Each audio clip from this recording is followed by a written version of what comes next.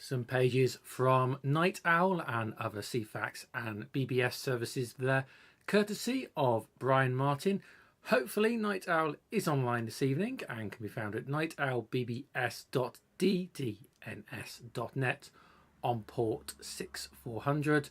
Alternatively, if you are viewing and want to view via websites or web browser, at the moment the best site to go to is fish.ccl4.org/js-night owl. Once again, we say a huge thank you to Brian Martin for supplying those pages for us this evening.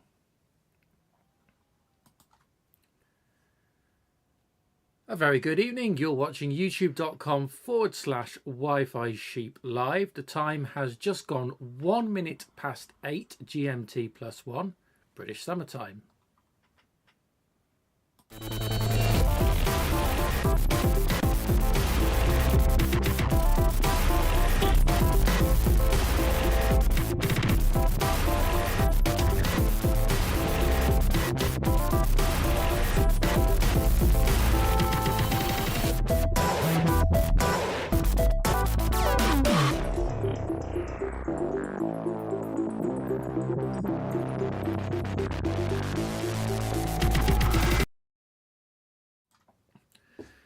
Good evening, how are you doing? A very warm welcome to 8 Till Late live on youtube.com/Wi-Fi Sheep with me, Tom.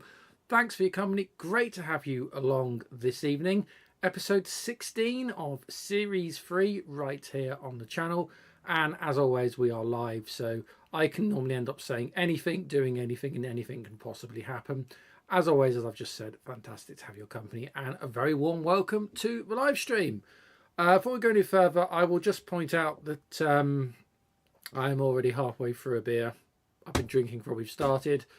Many of you will probably know that I normally am having tea. I very rarely drink alcohol on the stream. but it's been one of those weeks, I'm afraid. I don't want to bore you with the details, and it's not obviously what we're going to talk about tonight. But I'll just quickly get over it so we can get on this evening. K-Op Troy, who's in the chat, asking me, hopefully the car and house purchase is going okay.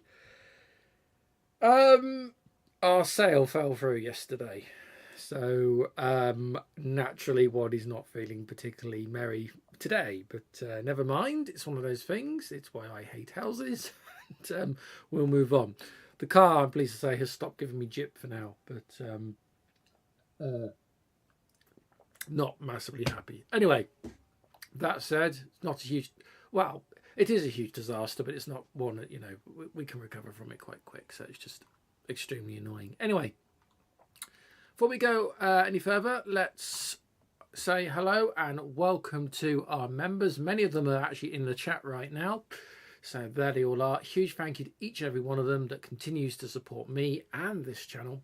You can join them either on patreon.com/Wi-Fi Sheep, or alternatively right here on youtube.com/Wi-Fi Sheep by clicking the join button and becoming a YouTube channel member. Patreon, as I've just said, the details are there, patreon.com/Wi-Fi Sheep. And YouTube channel members start from 99 pence all up to 2.99. That's British pounds sterling. That'll be converted into your local currency, or you'll see it in US dollars alternatively. Quick reminder, show dates. So we've got the Econet LAN party coming up on the 7th and 8th of June 2025. National Museum of Computing, Bletchley Park, Milton Keynes. I'm going to be there both days for the Acorn Econet LAN party. And later on in the year, Cambridge Retro Computer Festival. That's Saturday the 15th of November, Sunday the 16th of November 2025 at the Centre for Computing History, Cambridge. Again, be there for both days. Tickets for the Econet LAN party are running out, so if you do intend on coming along, now might be a very good time to book. Cambridge, on the other hand, I don't think the tickets have actually gone on sale yet. When they do, I'll let you know.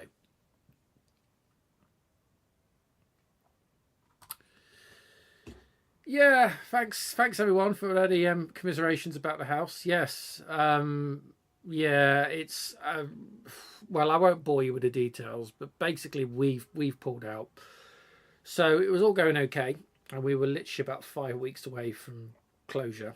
So we were going to, we were 5 weeks away from signing, and we got some legal documents from the solicitor about, the deeds and things to the house.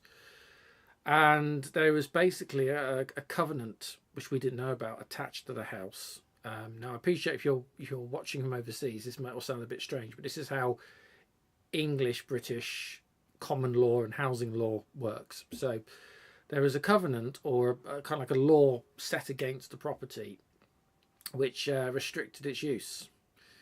And it was beyond restrictive. So it was what's called a freehold. So it was, it was a private dwelling. You own the property, you own the land it's on.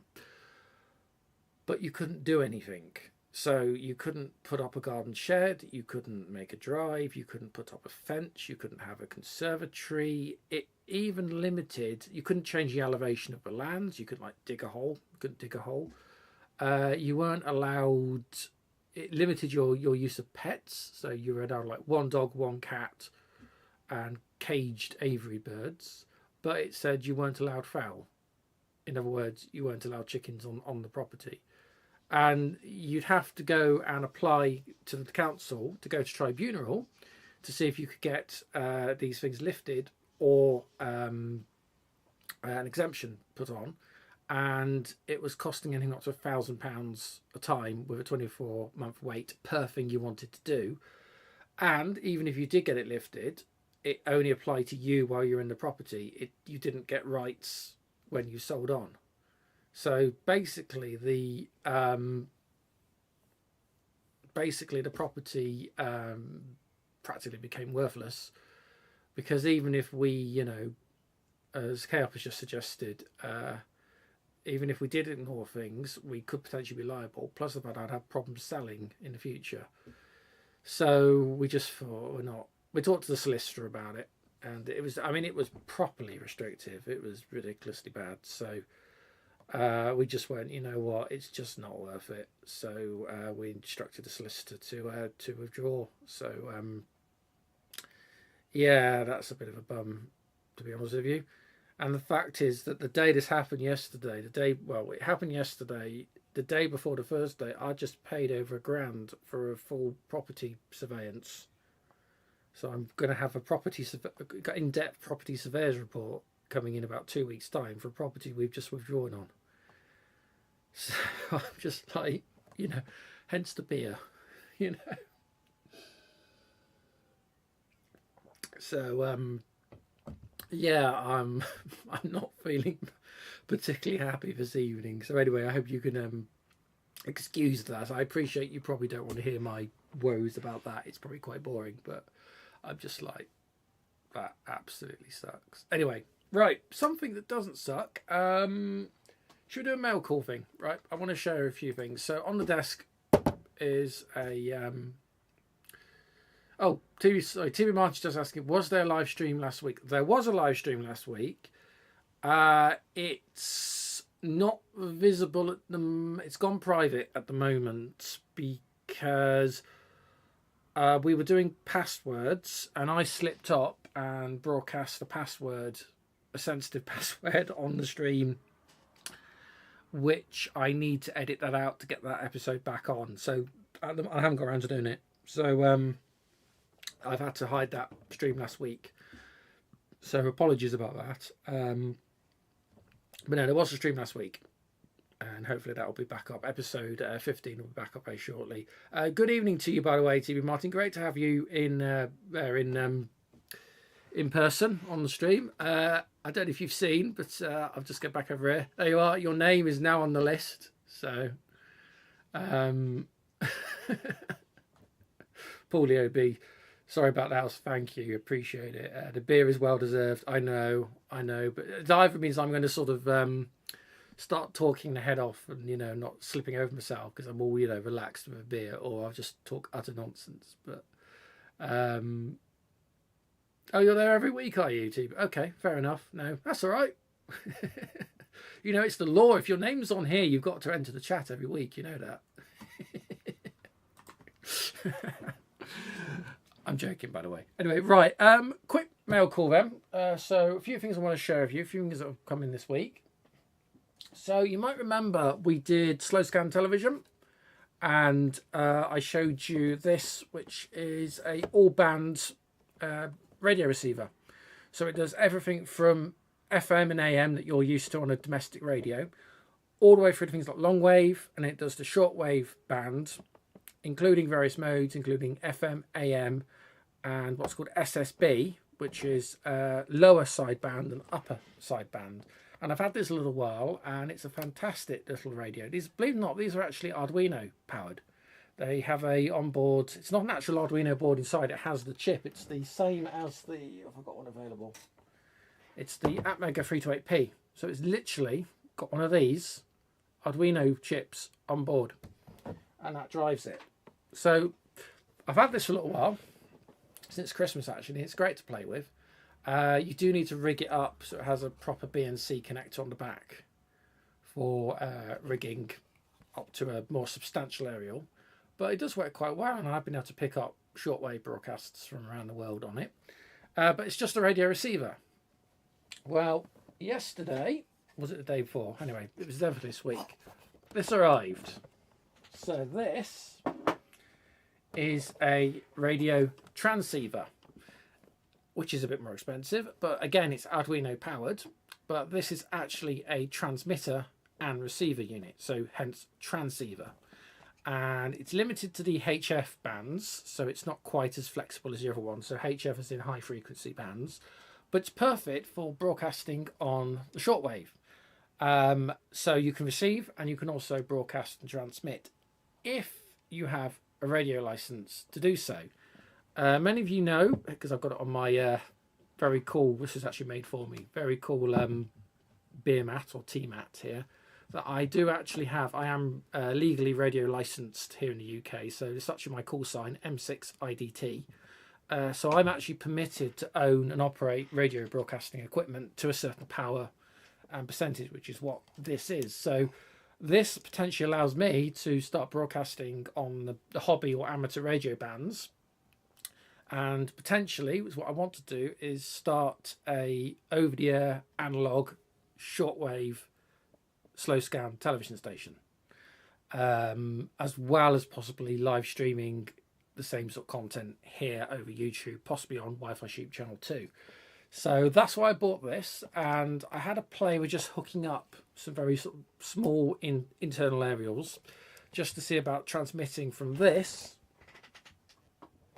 to this over basically the space of a room. This thing kicks out about 5 watts of power on its aerial. It's blooming scary to transmit on such power in such a small localized area. The RF, or the sort of like the background radiation boom. Blooming heck. I've got one of these like bedside table lamps, the type, you know, you just touch and it turns on. You touch the base and it turns on and goes, you know, higher and higher and brighter and brighter.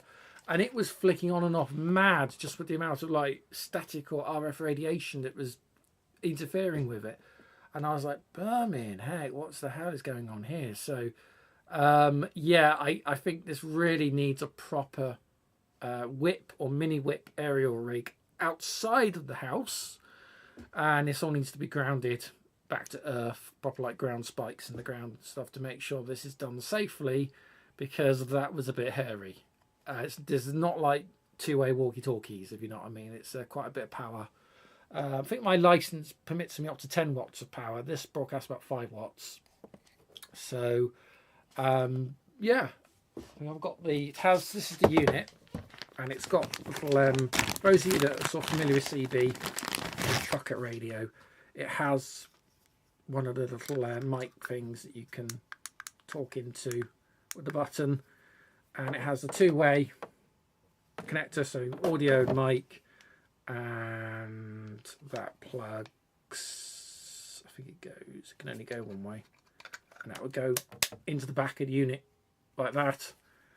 And I don't know if this does the CB band, it might, but it does other bands that I'm permitted to broadcast on, so it's a bit more and a bit more powerful than CB radio.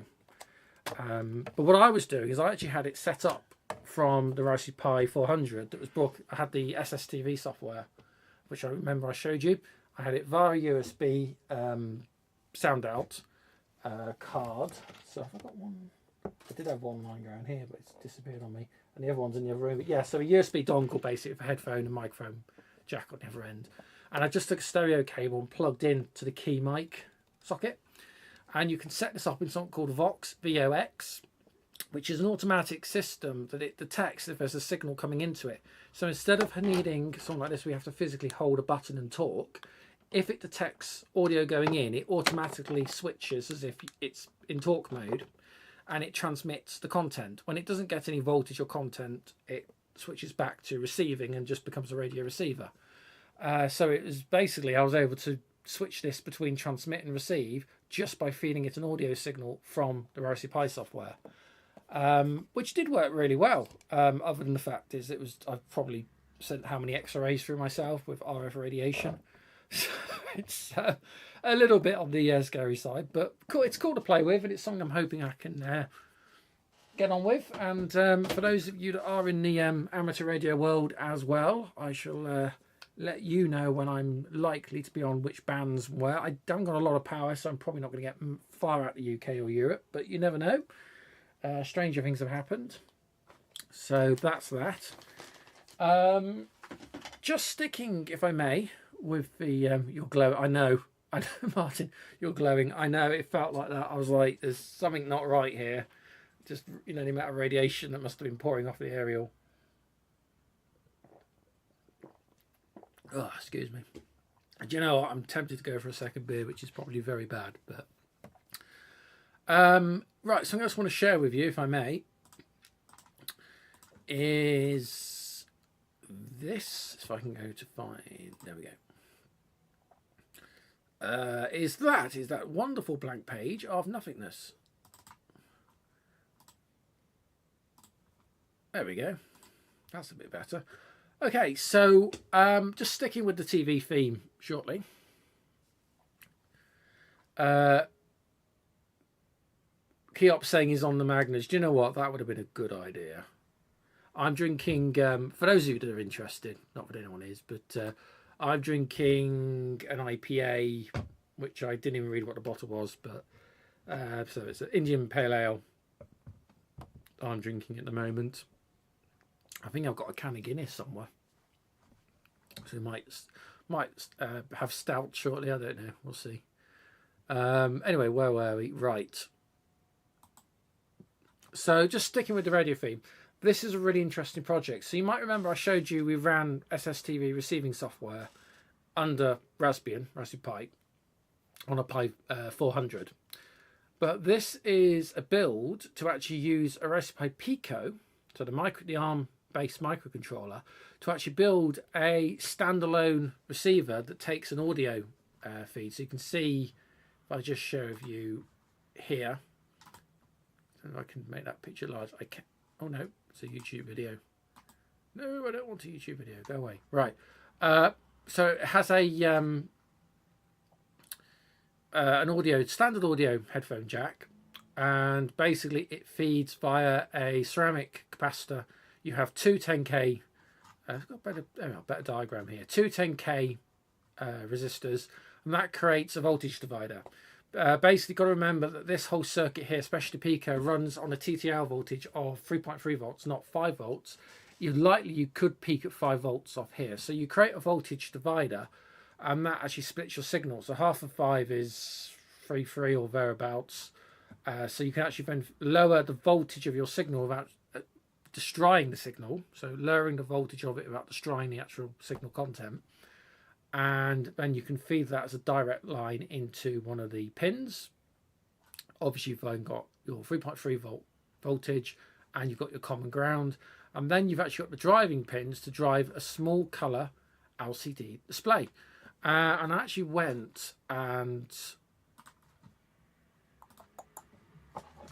purchased one of the exact things that we actually need to do this. So this is coming from China.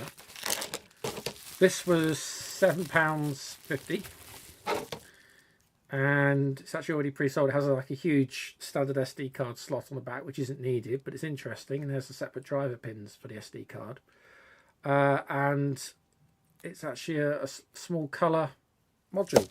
It optimistically comes with a little stylus, so I think it is meant to be a touch device. So very interesting device. But basically what I'm thinking is possibly for a project, because it's a very quick build project for Channel 2, would be to actually build a standalone SSTV or slow scan television receiver for party experiments. Because it would mean that if you took, where's it gone? It's over here. If we took the standard receiver unit, this runs on a battery, and we plugged its headphone out via audio to the headphone or audio in on this device, the Pico powered device, then with a standard aerial, just a walkie-talkie type, oops, not the camera, telescopic aerial attached, you could actually go and try and pick up signals. Or if I was broadcasting a signal with the transceiver here, as long as I had a good aerial, then we could do a video to see how far the signal actually went. I reckon anywhere up to 5, if not more than 5 miles. Possibly, it could possibly get up to 100 or something, which would be quite cool. So that would be an interesting sort of project to do. Really, really simple. But just go back to the, where are we? The diagram. Really simple build. It's like a socket, a Pico, the screen, and 3 components. And none of those components are polarized. So really, really simple build, quite easy to do. So I thought that might be worth having a look at. The interface, by the way, this drives with is SPI. Now I did have a rummage around, and just move that out of the way again. I did find a used Raspberry Pi Pico You might remember I had was given a fair bunch of random components and stuff. We did about a few weeks, if not a month or two ago now. Basically, unfortunately, a chap called David Perks, I think it was, was a prominent member of the Stafford Raspberry Pi Jam. Unfortunately, passed away during COVID. And so his widow kind of gave a lot of stuff out. And a lot of that stuff has ended up with me through third parties. So a good example would be, we looked at some of this stuff before, but would be the sort of mini, what are these called? These aren't the Nanos, these are the Mini Pros, Arduino Mini Pros, I think these are. So I've got a fair few of these doing various things. And if you might remember, it's where that Raspberry Pi Zero came from. Remember we tested it out, the one that has the OLED. They've all got little OLEDs attached to them, which is really, really weird. Anyway, I was thinking about recycling this one for this project, if of course it works. So I just thought, what the hell, while we're here, I've got USB power supply and adapter, so let's plug in and just see what this does, if anything. Oh, it does something.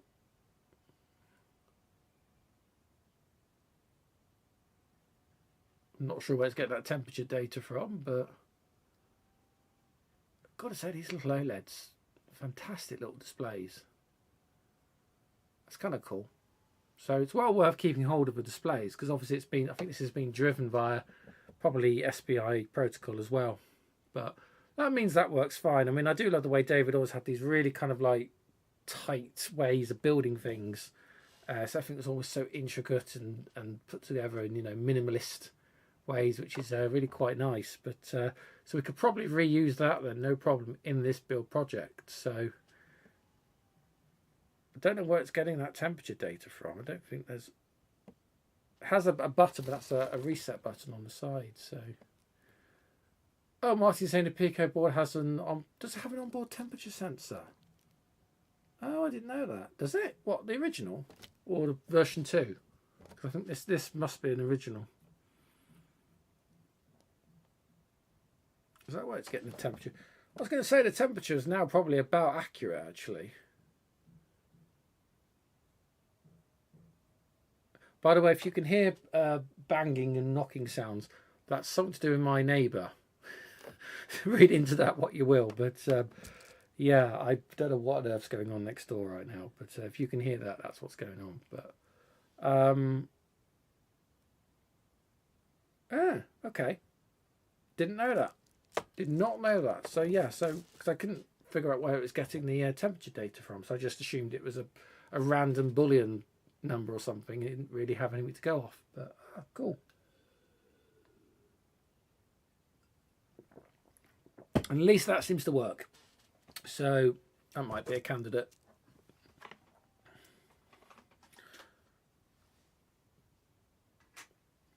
So yeah, anyway, so that's kind of concludes show and tell, or mail call. So there's sort of a few bits I've been buying in at the moment. Today, actually, I've been mostly attempting to edit together the Rotten Acorns Recipe Seat Build series, because you probably know I've shot quite a lot of content, and it's just about trying to get around to getting that edited so that you, especially those of you that are Patreon or YouTube channel backers, can actually see it before it goes out to public.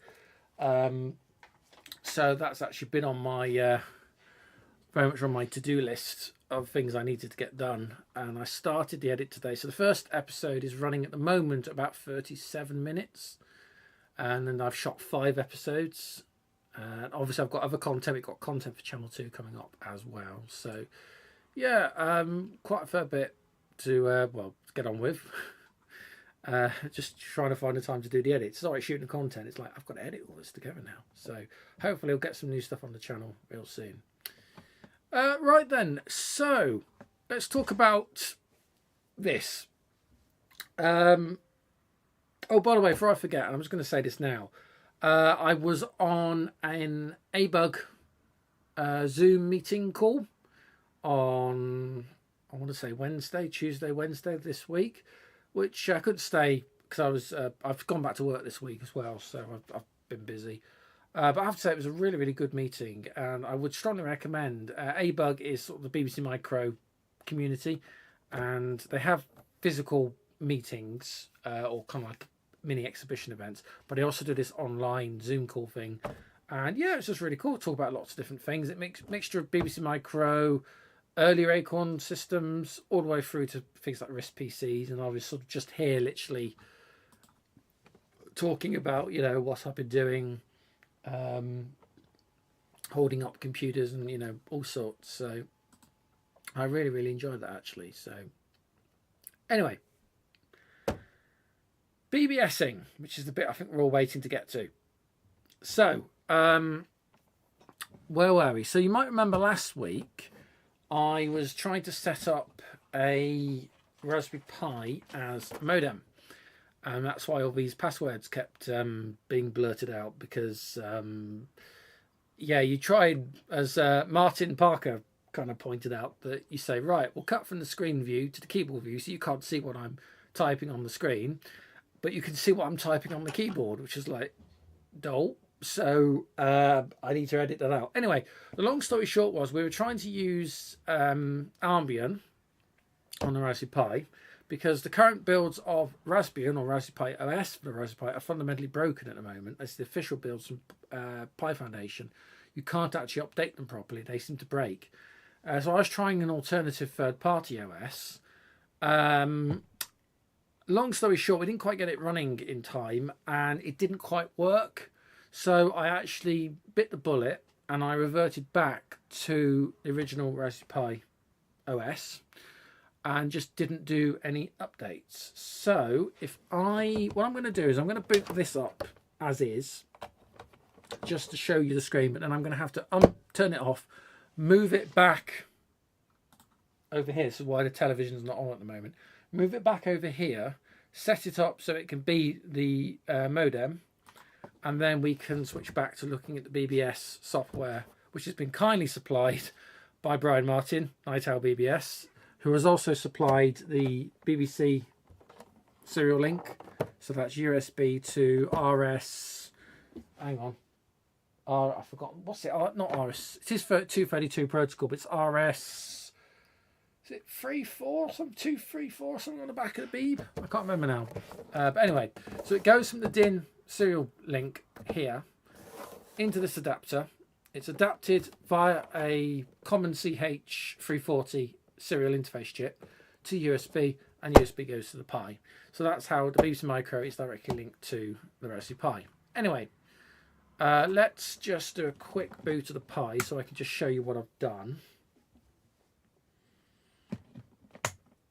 Too many plugs. Wrong plug pressed. There we go. That looks better.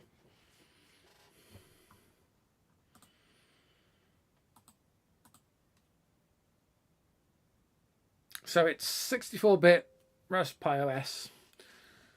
Basically, don't update it. It'll moan at you saying there's updates available. Don't update it because it breaks it. So I just didn't update it, and it seemed to be okay with installing. But I did do the install from GitHub. So it's pretty much stock standard. I actually copied Brian's notes over because Brian very kindly sent me some notes, and I copied the file on here. So it's TCP-stir, which is the program that we use. And if we just open up terminal, it should have remembered. There it is. It has remembered it. So this is the, once you've got the install working, you've compiled it. It's TCP-STER, TCP-stir /D, and it's /dev/TTY USB 0. That's the USB port. -S, which is the value, or the baud rate, I should say. So 2400 baud. P is the port number, which is always 6400. And then there's B for busy message.txt, and then you have a couple of bits. I think this is the ASCII encoder, I think. Anyway, that's what you type in. And when you hit return, it locks like that, and that's actually now running. So I've set up, but the Wi-Fi is quite weak on this, but I've set up, so my Sky box downstairs is Sky is my provider. So Sky is for the Wi-Fi in the house. So I've set up Wi-Fi.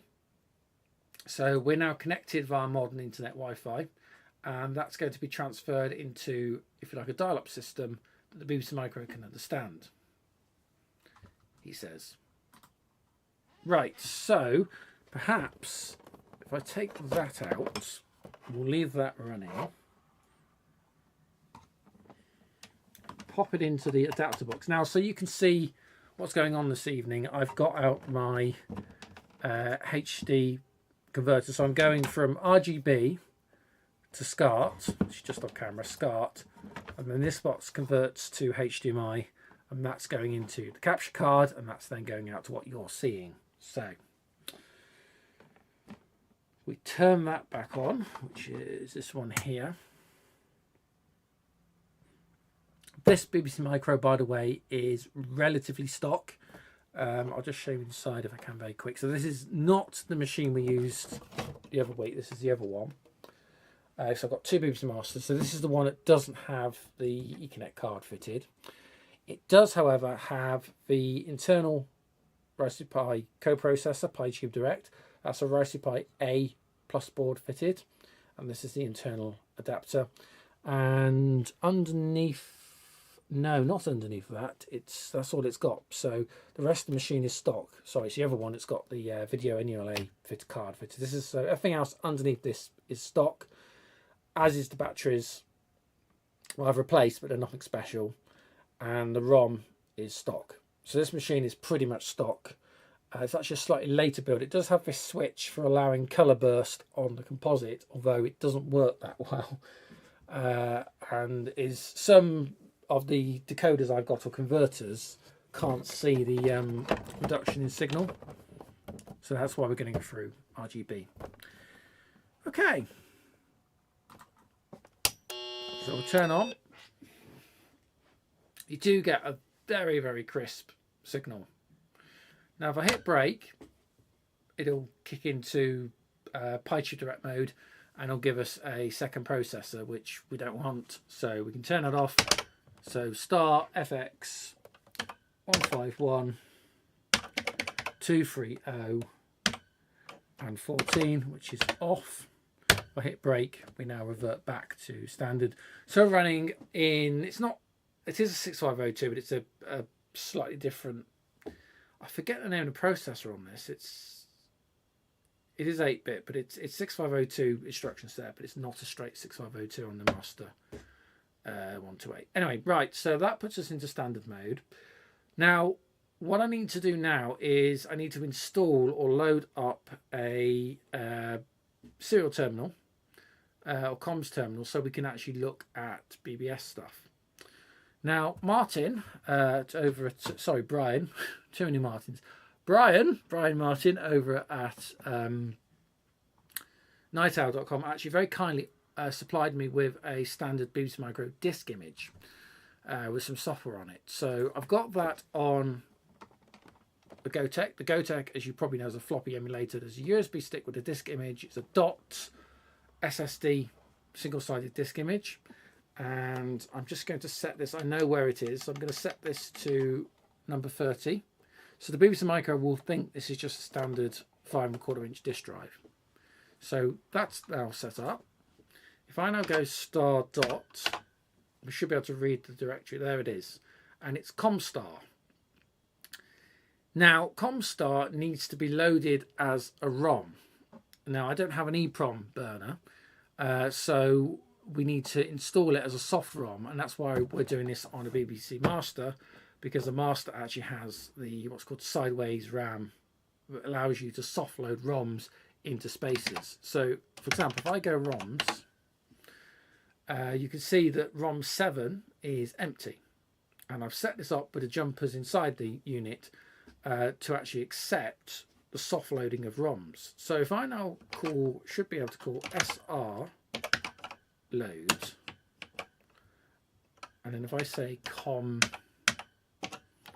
sta, he says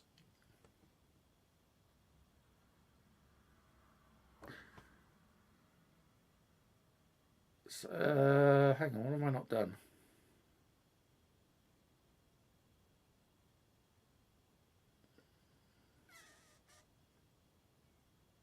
That was going so well, and hang on, what have I not done? Anyone in the chat want to just dive in? It is SR load, isn't it? Sideways RAM load. Oh, I know what I've done. Hang on, sorry. I am right. SR load com star. So I know what I've done. Sorry. Page it to memory space 8000 on 7. There we go. I didn't tell it where to go. Duh. Okay, so basically that's now going to load it at page 8000 in memory. And, or is it page 8000 or is it loads 8000 worth of bytes? I forget which it is now. Anyway, it works. So that's going to load into 7. There we go. So now if I go ROMs, there it is. Comstar on ROM 7. So to use it, we need to do a hard break. So we go control break, reset the system. Now, I should be able to type star, and let's just check where it is on ROMs. Okay, star,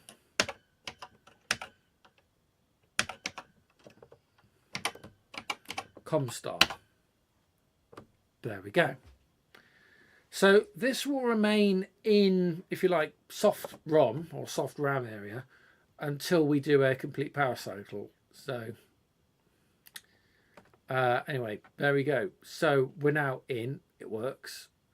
So what we need to do is make sure now, basically I couldn't get this to work properly last week to the point I actually had to call Brian, or Brian very kindly gave me his phone number and I called him. And I was like, right, what am I doing wrong? And he very kindly talked me through this. So first of all, we need to do a bit of a setup. So we go to I. We need to set up for words parity being 5, which is 8, none, 1. And we need to set the receive and send baud rate to the same, which is 2400 for receive, 2400 for send. Okay. So now what we need to do is we go into chat mode and we should be able to type AT. Now, this is where I went wrong because I was hitting return and I wasn't getting anything. You need to hold down Control and M, and that's the same as doing a carriage return, if you like, which works. And you can see it's coming back as OK. So if we call AT and it comes back as OK, that means it's seeing the Raspberry Pi modem software and the two are actually talking together. Now then, let's tempt fate. Can we tap Night Star? Night Star? Night Owl. Sorry, I'm all over the place. Right. So let's just do another Control M. OK. So making sure that we go lower case because this confused it as well. So AT DT space Night Owl BBS dot DDNS dot net and port, got it written down here, port 6400. Control and M. There we go, we're in. Now, Brian, I know you're away at the moment, aren't you? So this has been set up.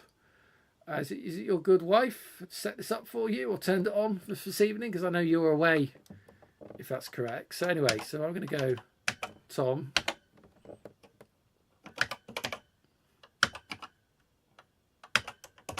Can I spell my name? I can. it is. And if it does find me, there we are, Wi-Fi sheep. It is correct. And the password, which I now shouldn't just speak out, so I'll give you the keyboard for. Right.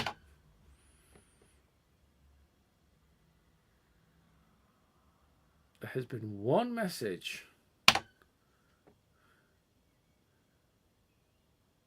There we are. So this is a private message for me. So are we all right to read this now? I don't know. Should we read it publicly, Brian? So this is from Brian. Congratulations getting the master off and running. Well, thank you. Well, to your help. Hope you're having fun with it. We were. Lots of interesting BBSs to log in and explore. Agreed. Magnum BBS, which is... Oh, is that you, is it? K-op or K-op. Magnum BBS. I think I was told this. So we should... Do you know what? We should probably go and look at that then while we're here. View data, BBS. Cool, yes. And there's others in the ANSI space, which is, yeah. So the ANSI one is the other, I haven't even tried that software yet, but that was the other terminal viewer that I was sent. So we'll, yeah, okay. And drop you a message if you need any help. Well, that's very kind of you, Brian. Obviously, I constantly need help, but that's brilliant. Absolutely brilliant. So, okay. Oh, well, thank you for that. I appreciate it. So, we can quit that.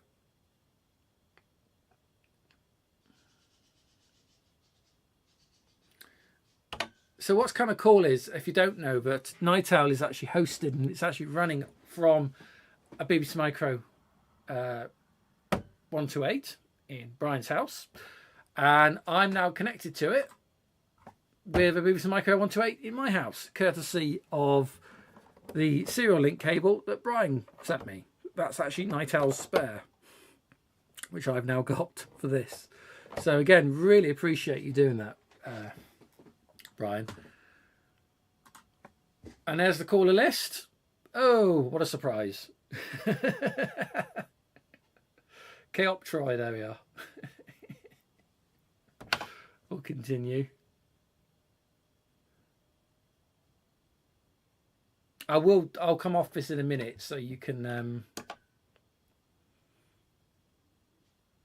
art of the week. Nice.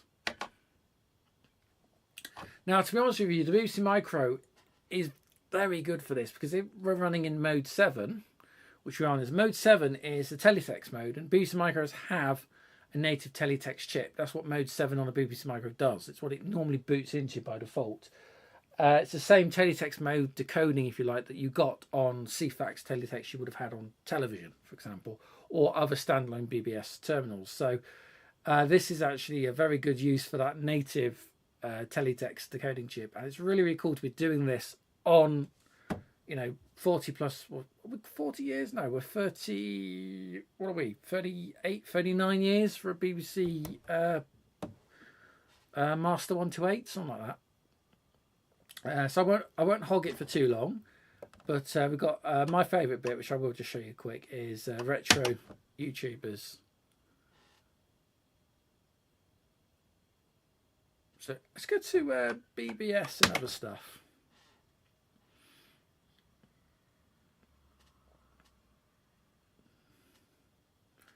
Back to the BBS. Oh, I pressed the wrong button.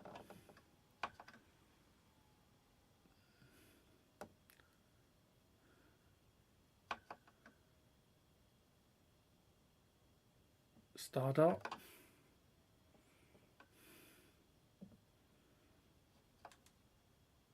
Got to love the sort of recreation of the graphics. Always love the graphics on this.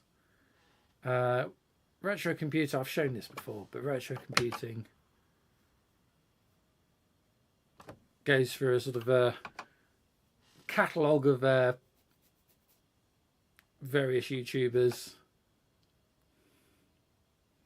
Obviously, you know, the big ones, Adrian's Digital Basement, of course. I don't know Al's Geek Lab, actually.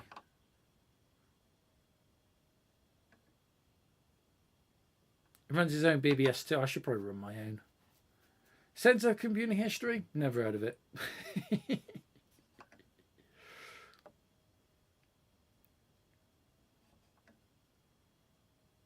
Making the most of the micro. Before my time. Before my time. I have seen them, but never saw them actually broadcast. So it was actually before my time, that series. Explaining computers. Yeah, it's all right, I guess. Fostech. Isn't he the one that created the BBS software we're using? Glass TTY, which is going to be my next BBS call. Colin. Lazy Game Reviews, of course. I think we all know that. Last Significant Bite. Probably. I don't know. No, I don't know that one. Mr. Computer Channel. Oz Retro Comp. He follows me. I follow him, but he follows me, actually. So I do know that channel. Retro Bytes, I know that one as well. Retro Marquee, actually, at one point, believe it or not, was actually a Patreon backer. Retro Tech Shed. Again, not familiar with that one. Me, never heard of it.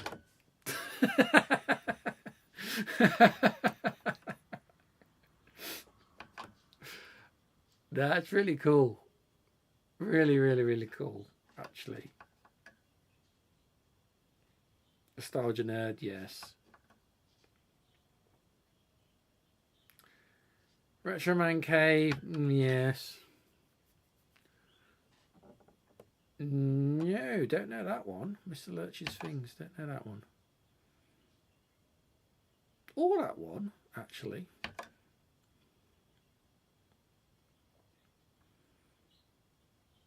Or that one. Vintage Geek, yes, I know that one. Pixel Fernando? Ferdang, I can't say that. Doesn't matter, I don't know it. Anyway, yeah, cool. Excellent. So if we go, if I remember this, Shift Star.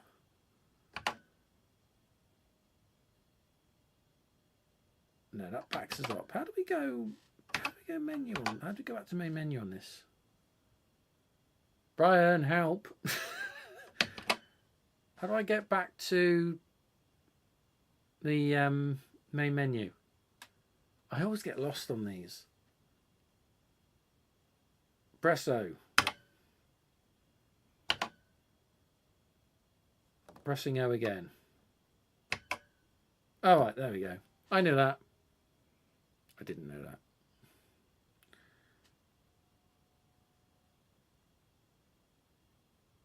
that. Yes, so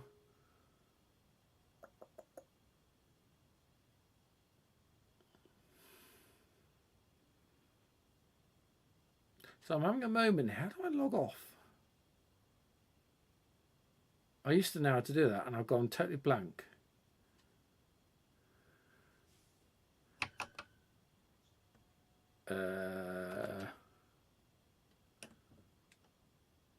Interviews, no. Telesoft. Oh, by the way, there's Telesoft on it. Oh, okay. Yeah, I know. I didn't know.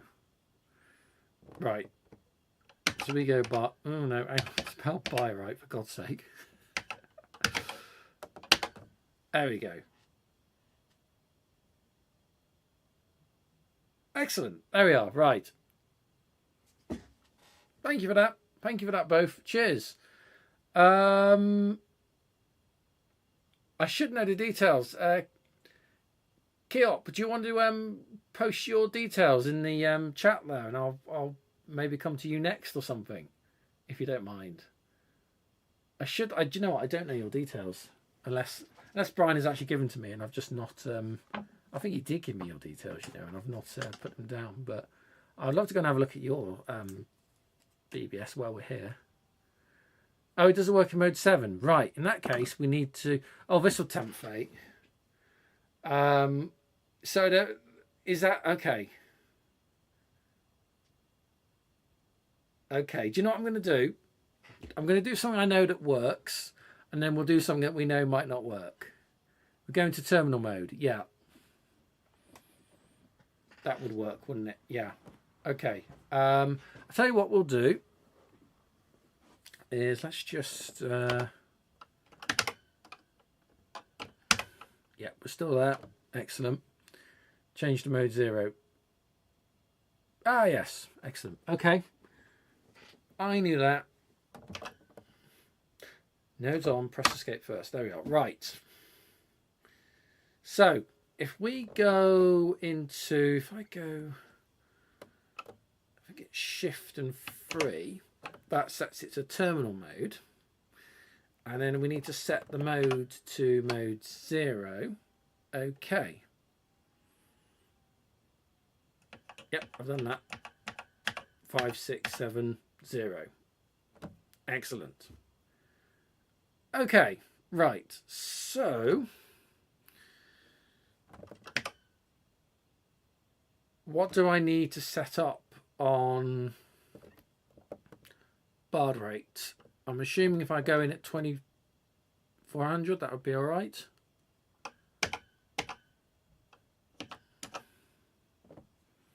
$2,400, that is correct. Word parody, am I right staying where I am? Or do I need to move somewhere else?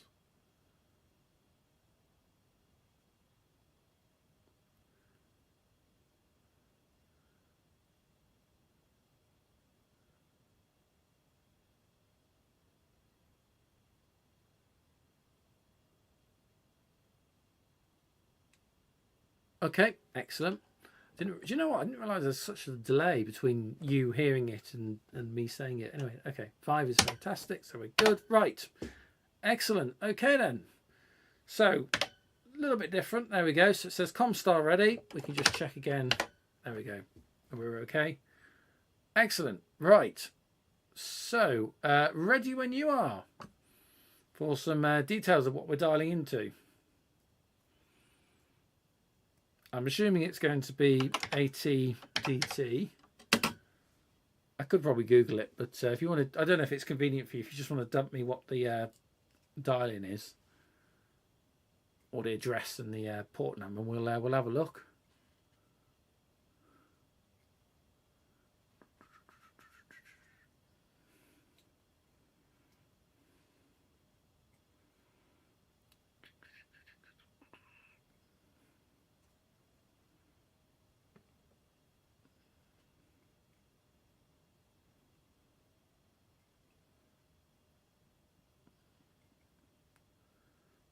Do you know what? It probably won't let you do it, will it? Because it won't let you post. Oh, for God's sake. Oh, we've had this before. You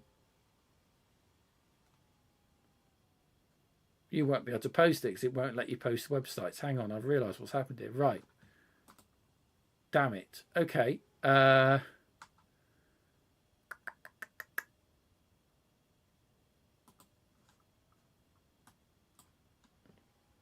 Have a think. Tell you what, just give me 5 minutes. I'm going to adjust some moderation settings because we've had this problem before. If you just bear with me, I'll be right back.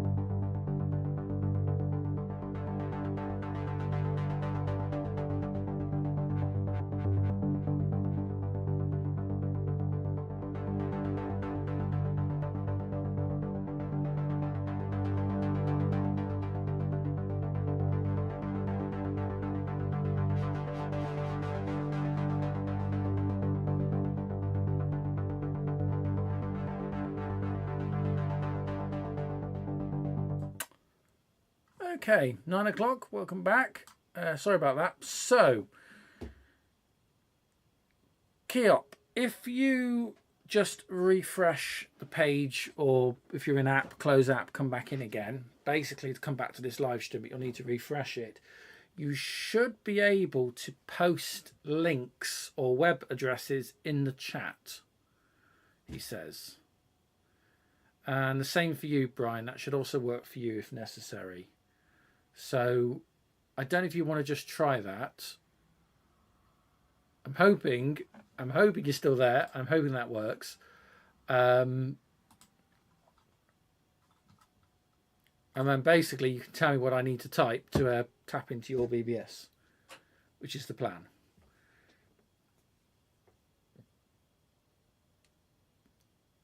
No, I didn't. Well, I saw the option 5 as it is now is fine, which is all I saw. You should be able to put links in, unless I don't really want to stop this stream because I don't think we'll get going again, basically.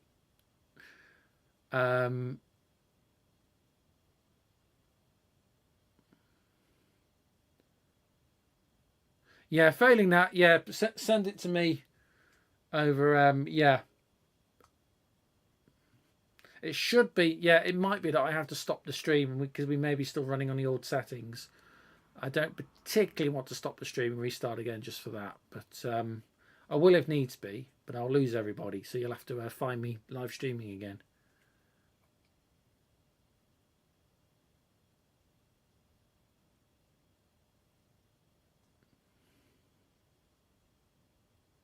Yeah, failing that, just ping me at Facebook or something, or X. Or send it me. Brian's going to send me an email. That's grand. Yeah. So do that now, please. Sound me like I'm ordering you around. Please do that now for me. That'd be appreciated. I'll scribble that down and then we'll get on. Yeah, and hopefully we'll have that sorted for next week. Basically, it was a setting I set up to stop like spam addressing and stuff in chats and whatever. But obviously, it's probably been more hindrance to us than useful. So. Thanks for that, Brian.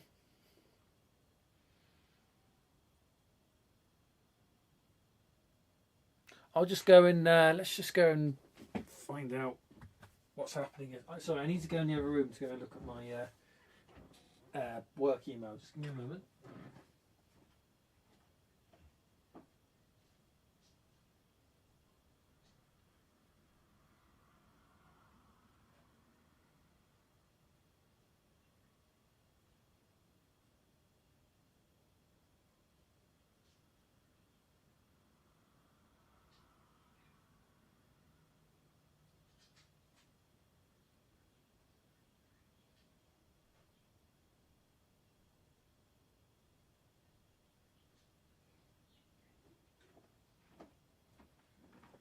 Saying that, I could just bring a laptop in here, couldn't I? That's an idea. Oh, here we go. Okay. Thanks for that. Yeah, that's one way of doing it. Yeah, it should be sorted by next week, but yeah. Oh, Brian sent it me anyway. Okay, that's fantastic.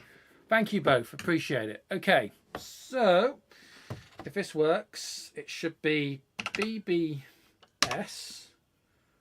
dot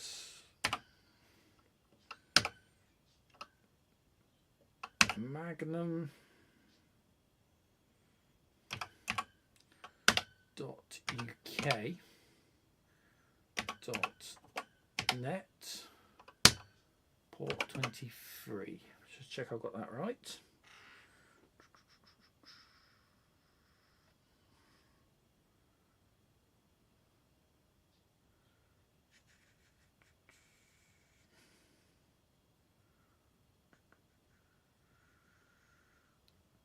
Okay. Yep, we look good.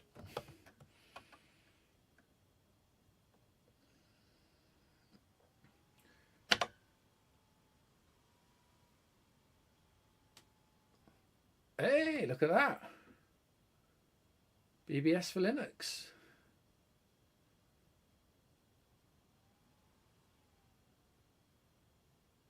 hello. This is interesting. I've not been here before. Right, well, thanks for that. Let's have a look then. Just put my laptop somewhere. Thanks for the email once again, Brian. Appreciate that. Right. If you're a new user, type new. Okay. I shall.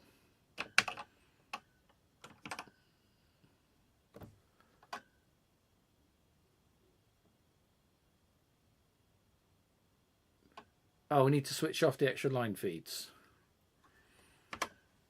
Oh, okay.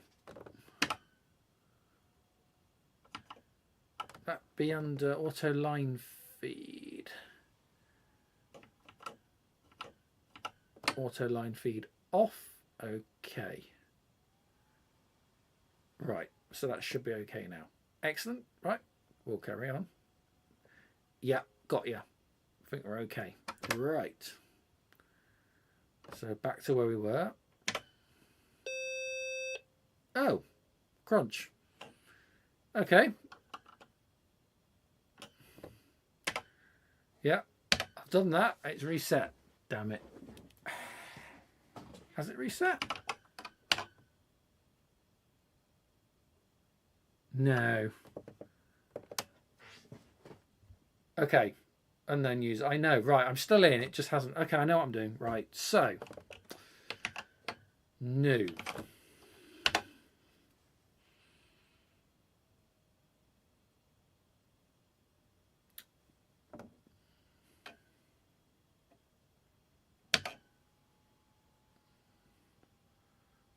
Does my terminal support IBM Extended ASCII? I don't know.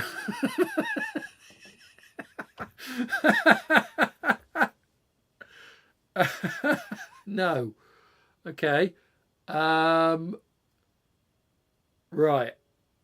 Okay. No. Thank you. Right. Excellent.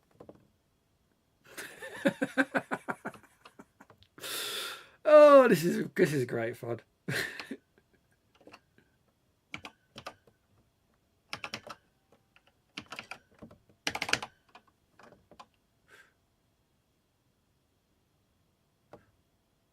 Right, Wi-Fi shape.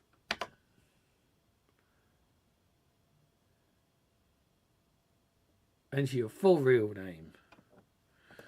Oh, if I must.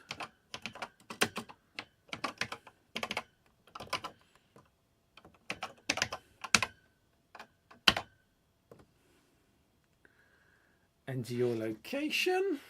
Oh, all right then, fine. So,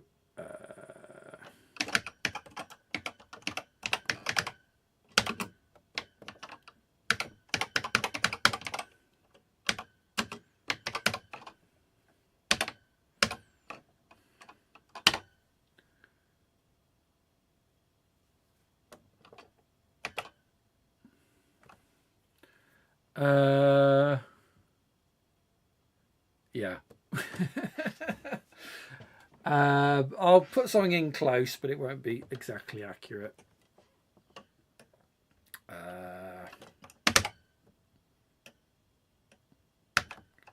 I think we can establish I'm over 18, put it that way.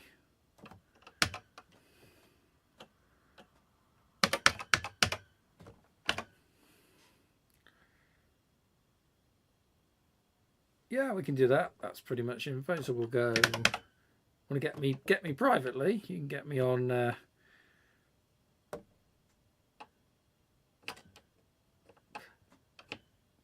Trying to find my blooming @ symbol now. There we go.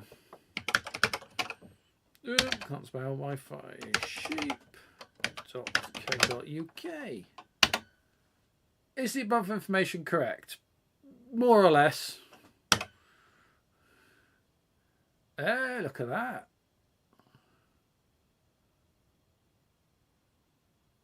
Oh, this is... I like this.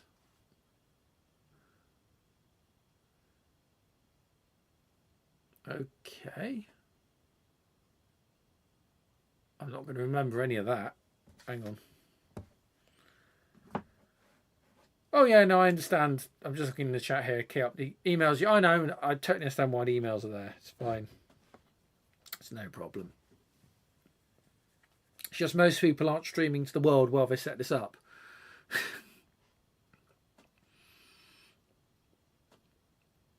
So control statements. This is a bit different, isn't it? And I need a pen that works for starters. I always find it sometimes useful just to have pen and paper just to write a few things down. This is cool. I'm enjoying this. So, okay. Control C. U. By the way, Kelp, how many users can you have on at one time? Because I'm just curious. P, private message, maybe one day.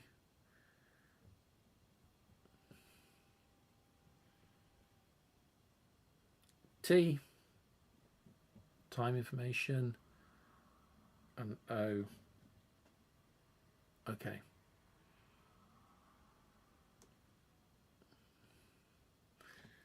And question for menus. Okay.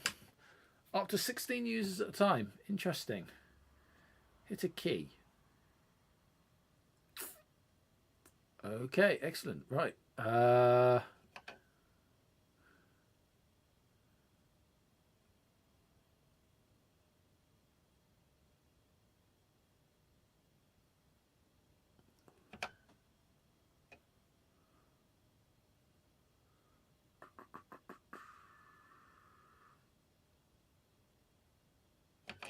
Okay. I better enter a different password. What do you think? Might just you can look at me a minute while I try and put something in.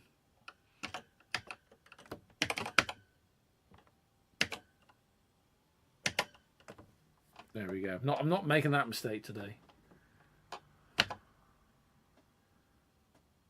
Don't forget to keep it confidential. Don't live stream it to the world, people. Just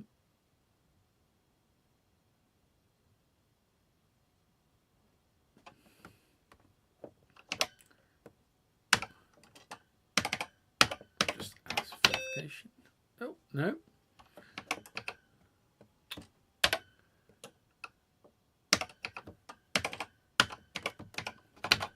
There we go. Okay, I think we're safe to... Where did you hear about this BBS? Wow.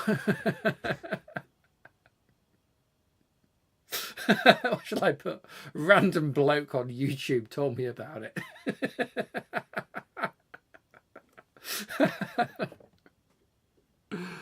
Oh.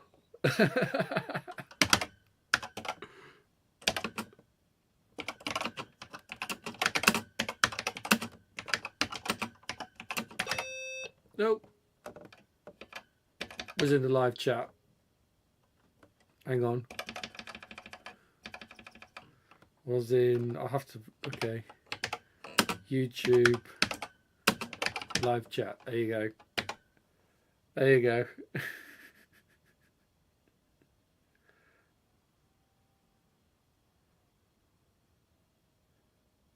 Oh, do I have to remember that? I know how to remember that. The problem with random responses is you have to remember.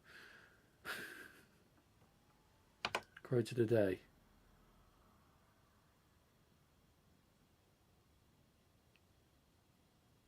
Hey, that's all right, isn't it? It works, doesn't it? In mode 0 on the BBC Micro, it does work. It's a key.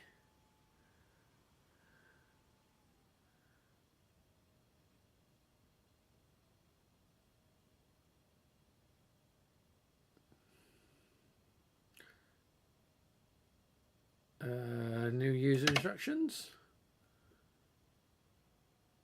We've done that, haven't we? Yeah. System policies. Here we are. So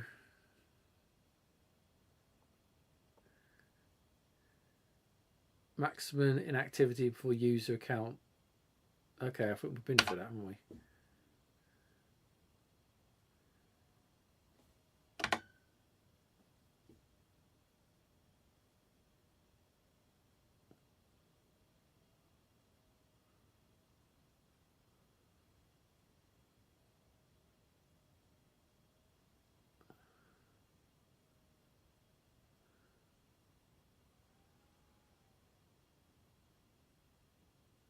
All right. Okay. So it actually gives you like a live readout of who's doing what on the system. All right. Interesting.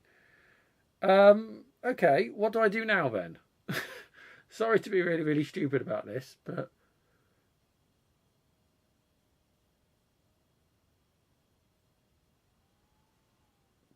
George saying he loves old buses. You mean BBSs? Press a key. Okay.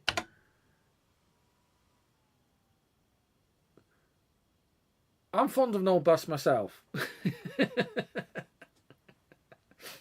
I know what you mean.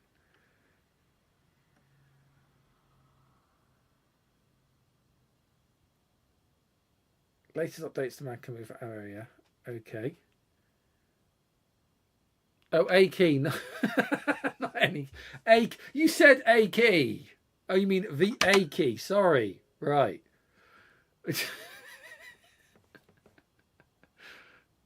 A key, not any key. Right. Okay.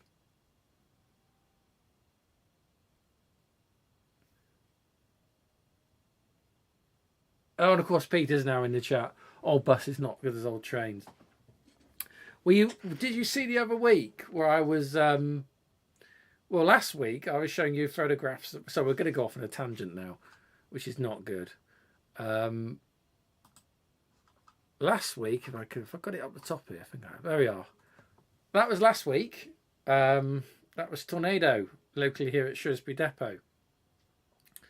And that was about 10, 11 o'clock at night, actually on the shed here at Shrewsbury. So yeah, that was last week. And then I don't think I've got the photos loaded. No, I haven't. But you might remember the week before, a friend of mine that runs a bus touring company took me to shed, again, somewhere in the wilderness of Shropshire. Leyland National and a London Route Master was in there. So yeah, I could do both. I could do both the trains and the buses.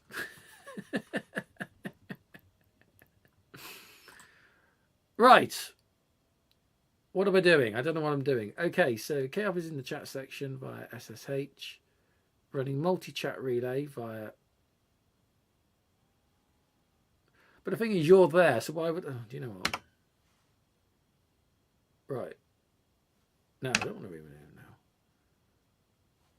Yeah, go on then.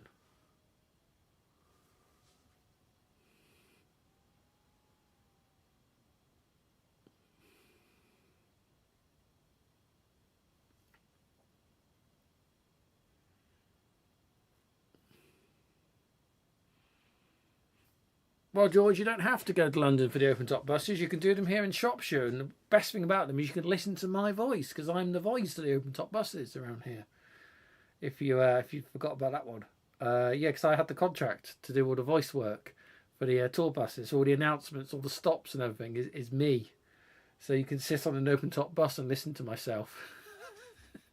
There's going to be a video on that coming up on Wi-Fi Sheep Channel 2, by the way, because I recorded it all. While keeping very quiet.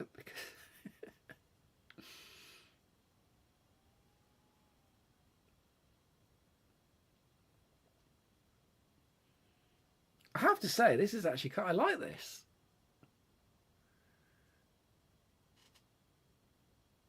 As I said, it's not online yet. Make sure you are subscribed to Wi-Fi Sheep Channel 2.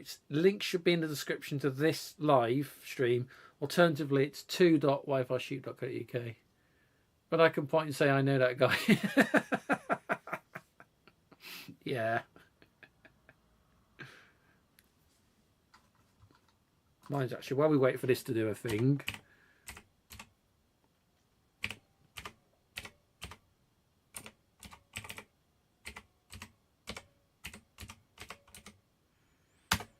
If you haven't done already, it's 2.wifisheep.co.uk.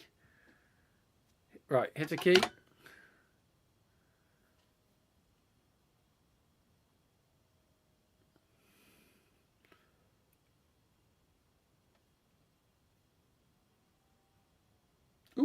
Hobbies. Ham radio. Really? Programming. Hardware. Cool. You know what? Hobbies is RC modelling, etc. Possibility. Ham radio. Let's go to 14 then. Oh. Okay, I want to go 14. Amiga.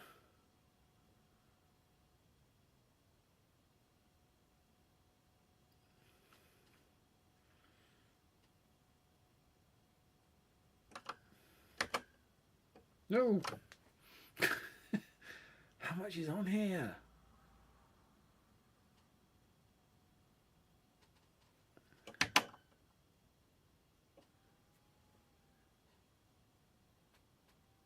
Oh, it's going to list thousands. Are you kidding me?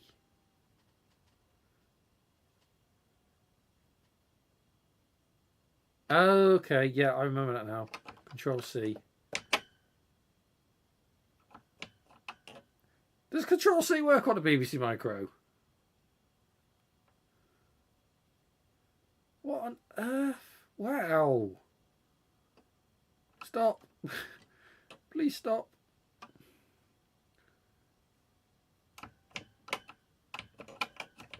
It's not doing it. Does Control C not work?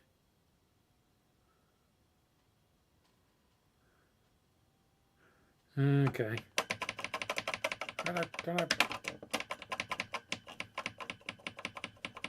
Baud rate not fast enough.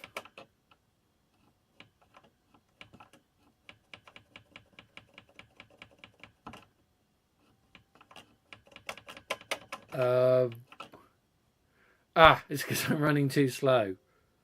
What do I need to run at? What do I need to hang on? Right, what do I need to send at? Oh God, of course, right. So I'm with you. Okay.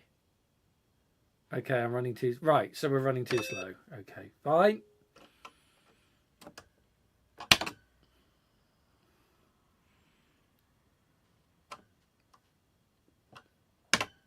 Where were we? Still going on.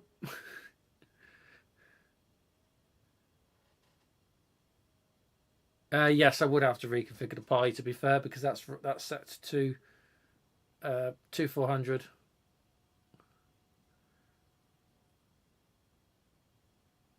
Still, with a little bit of tweaking, I will empty eventually, I know, yeah.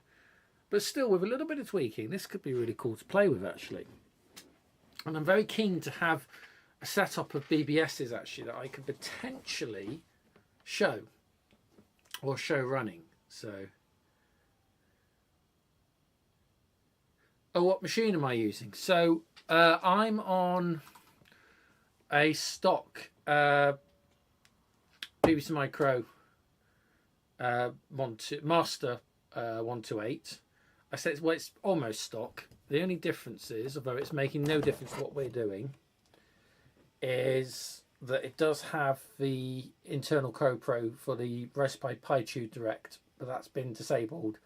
This particular unit doesn't have anything else additional, just had the CMOS battery pack changed over. That's it in this machine. So the other one has been messed around with a bit more, has some other stuff in. This one is pretty much stock. This is my original. It's the first master that I was actually given. So it's been... And Brian's saying don't change it.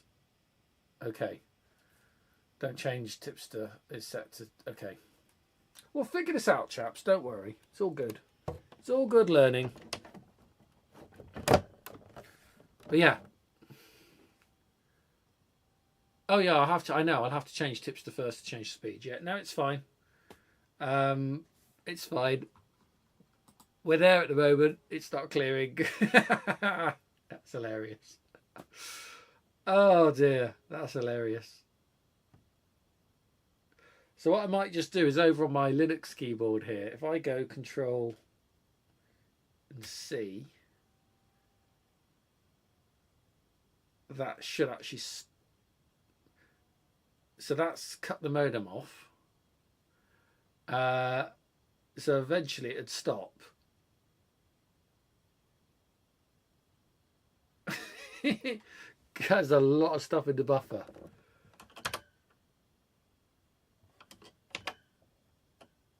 It's still going for it. It's still going for it. Oh no. Okay. White buffer? Yes, I'm very sure.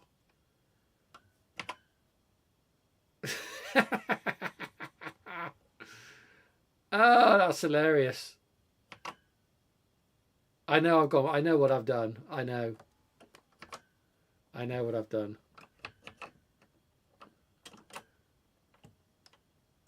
I'm probably in the wrong baud setting now anyway. Yeah.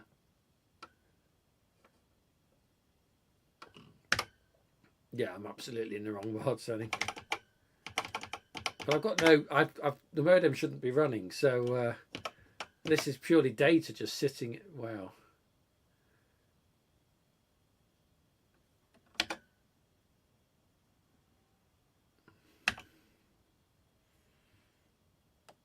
And go back to...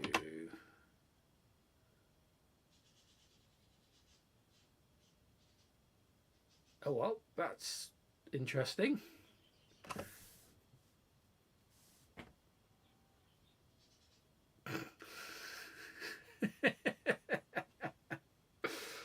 Oh, this is hilarious. That's great. Okay, so yeah, as I said, with a few tweaks, that it seems really cool. So absolutely nothing on you, Kelp. That's totally me. Oh, auto line feed's not off. Thank you. But I'm not sure that's going to make a huge amount of difference. But no, that is actually really cool. So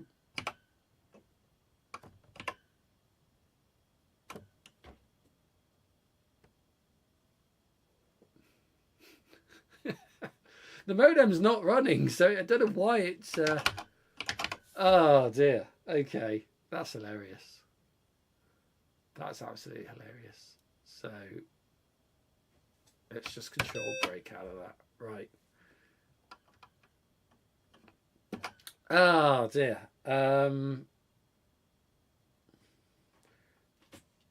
What's that? Let's go back to Comstar.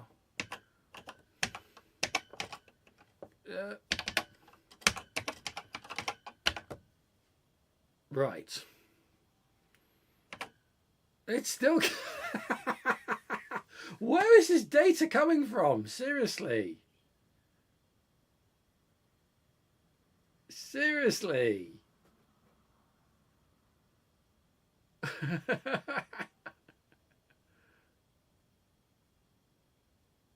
Right, what was the file? Right, okay, I'm going to have to do a complete reset of the system, I think, because there's some data somewhere that shouldn't be. Let's just break back out of this. So,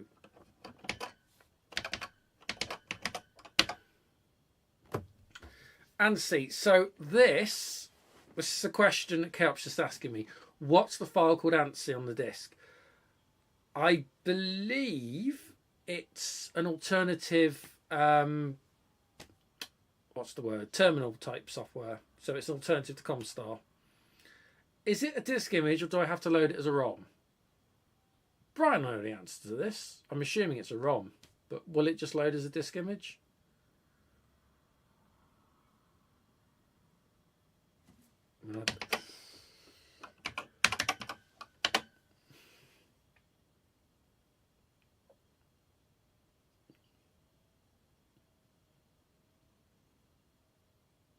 Well, it's done something.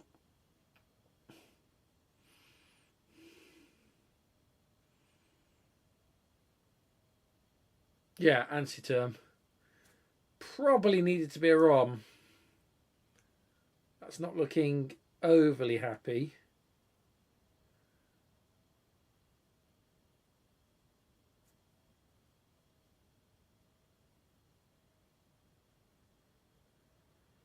Yeah, I would. Yeah, you'd think that would be a ROM. I'm trying to load it off. Yeah, it's amazing. We've really broken things this evening. Not happy. Right. Oh dear. Let's do a complete reset. Right.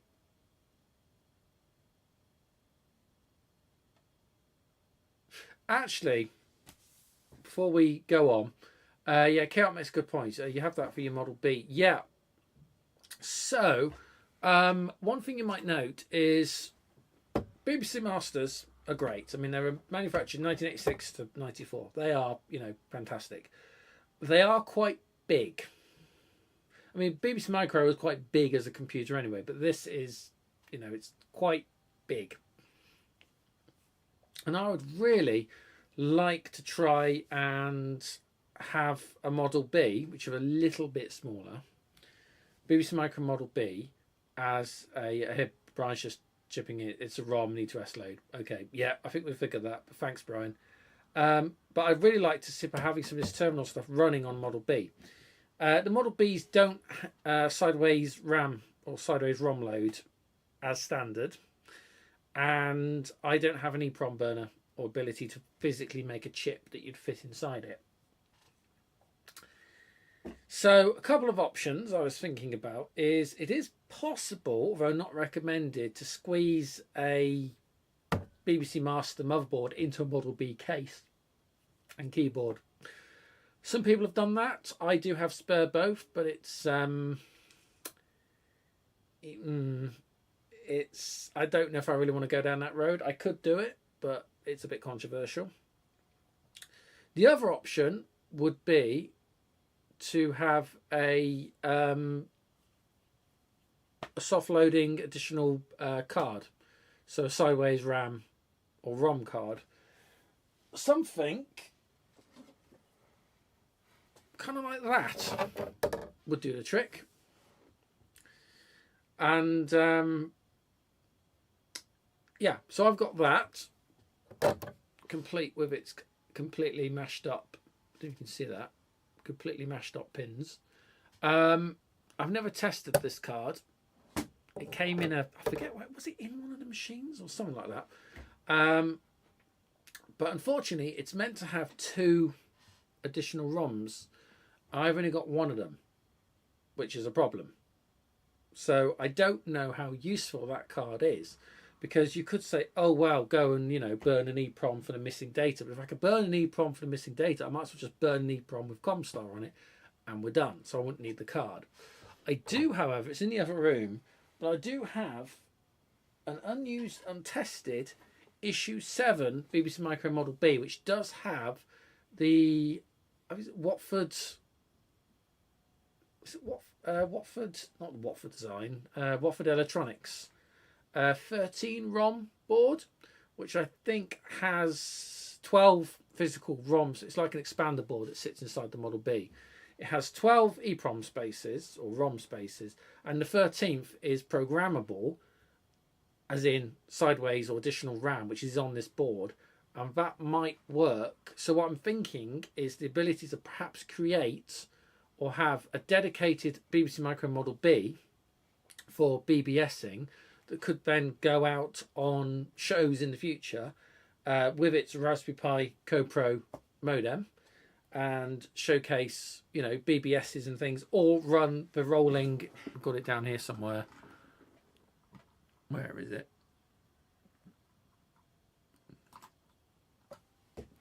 Or something like the just the images that you don't actually need the BBS software for this to work. The sort of images or the pages that's just a basic program rolling in mode 7 that Brian very kindly supplied. So there's a couple of options for future, showcasing and exhibitions and things. And it'd just be nice to have another use, like a dedicated use for a vintage machine like a BBC Micro Model B. Not that I'm short of Model Bs, but it'd just be nice if I had this issue 7. Because the main ones I use for Model Bs will generally tend to be issue... I think one's an issue 3 and the other's an issue 4 at the moment. But yeah, anyway, right. Let's just do a very quick... Just excuse me a minute. This is going to go blank. I just figure out what's going on in the Pi world. Right. So that actually never... Did that never die?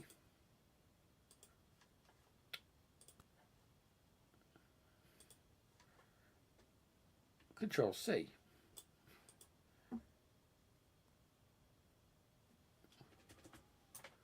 What's gone on there? Has that crashed?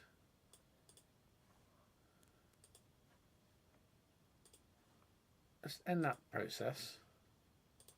Strange. Okay. So what we were talking about is you could make adjustments to set the baud rate on the modem faster than 2400. I'm just going to run it back as that as at the moment. So that's now running fresh again. So that's great. Now the reason is, and again, excuse the chopping and changing of video cables here. It's not particularly good practice to be hot swapping HDMI leads, but it works. There we go. Okay, so Comstar, which we'll carry on using at this point, is still in soft load ROM, which is fantastic. So should be able to go back to it.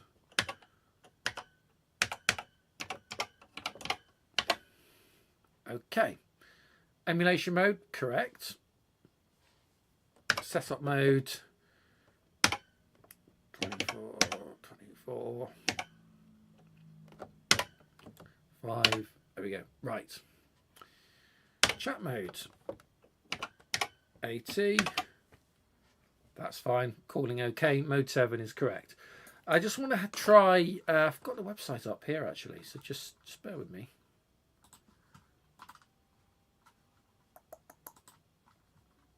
I want to go to try John's BBS Glass TTY, which we've tried before. So there we go. Glass TTY. It's a few interesting things on this site actually. So including how to set up. One thing I think the next logical step for me is to maybe look at trying to run something myself. I'm in no way intending to compete with the likes of Night Owl or my voice is going now, or obviously what we've just been looking at from Keop there, or Keop, but maybe some sort of holding page of something that you could dial into a Wi-Fi sheet BBS, maybe. I don't know. I don't know. I'm curious with it from a technological standpoint, even if the content isn't quite there, if you know what I mean. Nonetheless, right. So Glass TTY. You see the details here. So where are we? GlassTTY.com. So if we now go back to, okay, so if we go AT, oops, keep forgetting in the wrong mode, right, caps off, because I have found this to be cap sensitive, which is strange, but ATDT, and we're going to go to GlassTTY.com, and I love his port number, that's deliberate, 6502, that is deliberate, okay.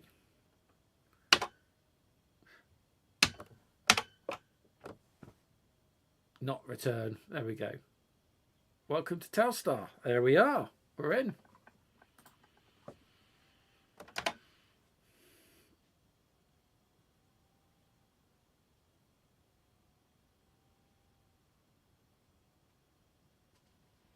So we've got general information. We've got news. This is all lifted from BBS feeds. One thing I like is the BBC News stuff because it just looks so much like teletext. So you just go like World News. It just looks so much like teletext, and it's, yeah. But it's all like modern, up-to-date, current information. It's just being pulled from BBS, obviously, and not BBS.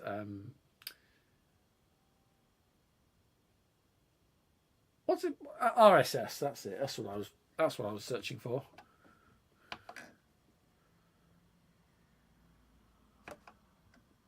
And yeah, you can just sort of flip through it like that, which is...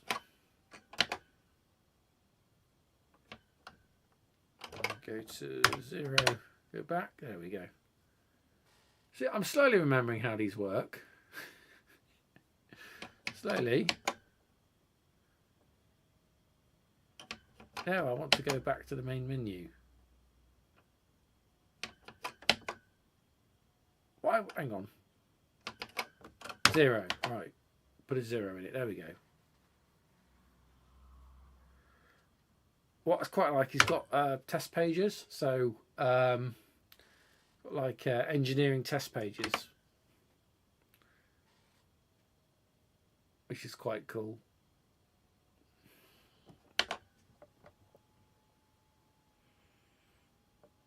Don't panic. That's all we do here. That's all we do here.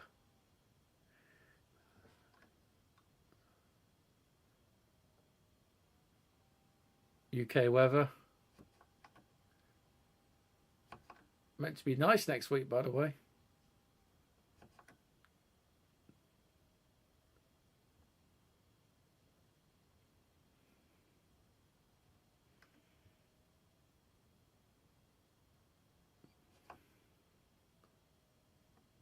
I think we're just flicking through, really.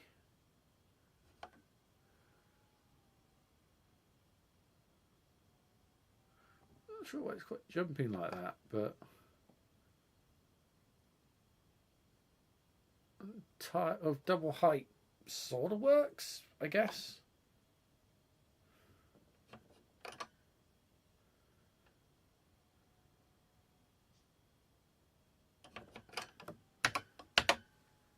There we go. And then we can log off.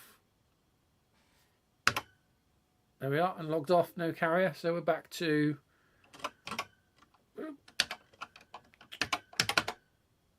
I messed that up. Yeah, excellent. So, yeah, I think there's some mileage in this. It's certainly fun to play with. It really is fun to play with. And obviously, it kind of gives me huge respect and appreciation for those like Brian and K-Op and John with Glass TTY for Telstar, what we've just been looking at. You know, the huge appreciation for the amount of time and effort it takes to maintain and run these BBS systems. And it's just fantastic, really, to be able to finally use, and again, this is thanks to Brian, really, but finally be able to use vintage hardware to actually go BBSing through my modern internet connection and a Raspberry Pi, an old Raspberry Pi, Raspberry 3. It gives us great use of the older Pis, obviously. And yeah, so I am really interested. Perhaps not hosting anything directly through a BBC Micro like Brian does, but definitely hosting something on maybe a Raspberry Pi that people could dial into. I say dial into, but you know what I mean, connect into. That would be potentially really interesting. So yeah, that's been a huge amount of fun. I think, I know we're a little bit early, but I think I might call it there for this evening. As I said, I need to go and drink more. Need to go and drink more, drown my sorrows. But yeah, so a few projects that's coming up. Basically, I've just got to edit stuff, really. No idea what is happening time frame or time wise now. So due to the fact, if you're joining us late, my house sale or purchase of a house fell through yesterday. So that's why I'm in a bit of a miserable mood. Although I say no, this has been quite fun this evening, because this has piqued my interest a little bit. It's just nice to play with stuff like this. Wrist PC, which is sitting over there, I do need to get on with that, and we've got to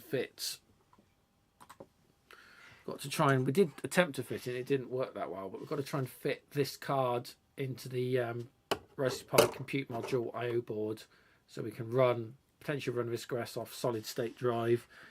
Andy Marks at RISC-OS Bits gave me a custom ROM, RISC-OS ROM, for doing that, so we should probably try that out. I've said at the start, I want to build, where are we? Oh, that's nice. Why didn't I do that? I forgot I had that option. I clicked the wrong button. That would have worked. Yeah. I pressed the wrong. Oh, well, do you know what? It's amazing you forget what you've set up on this. Why have I never used that before? Weird. Anyway, right. What's really weird is, look, there's a web page behind. That's strange. How weird. Oh, I know why.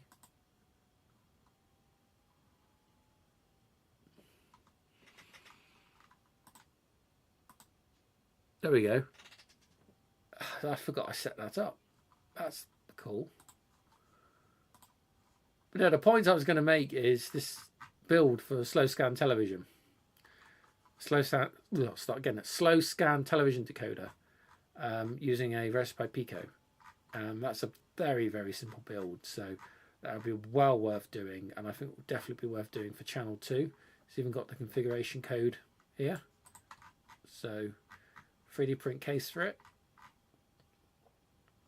So Pi SSTV as well. Yep, excellent. So that's definitely a project I will be doing. And obviously I was saying I'm working on the Rotten Acorns videos for this complete rebuild of a RISC PC.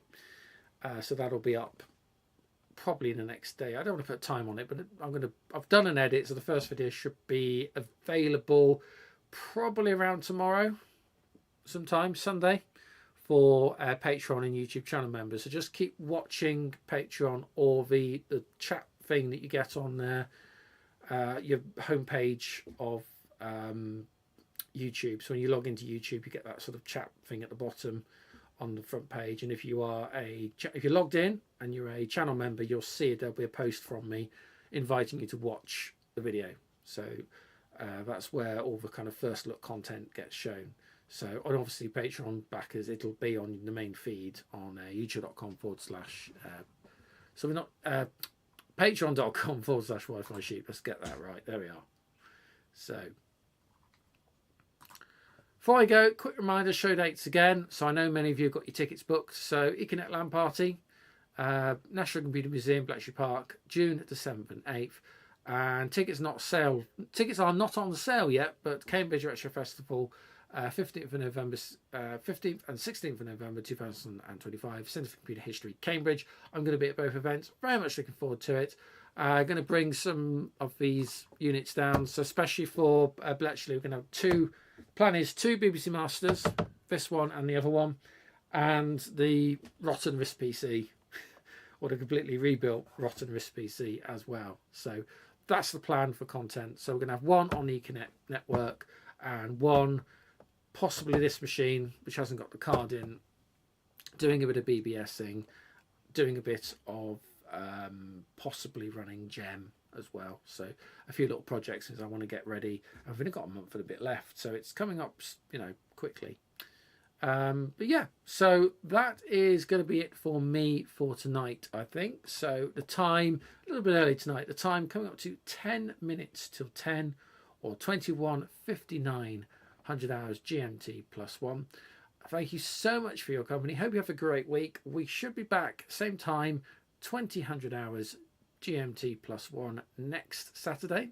Until then, enjoy your week or the rest of your weekend and week, and I'll see you real soon.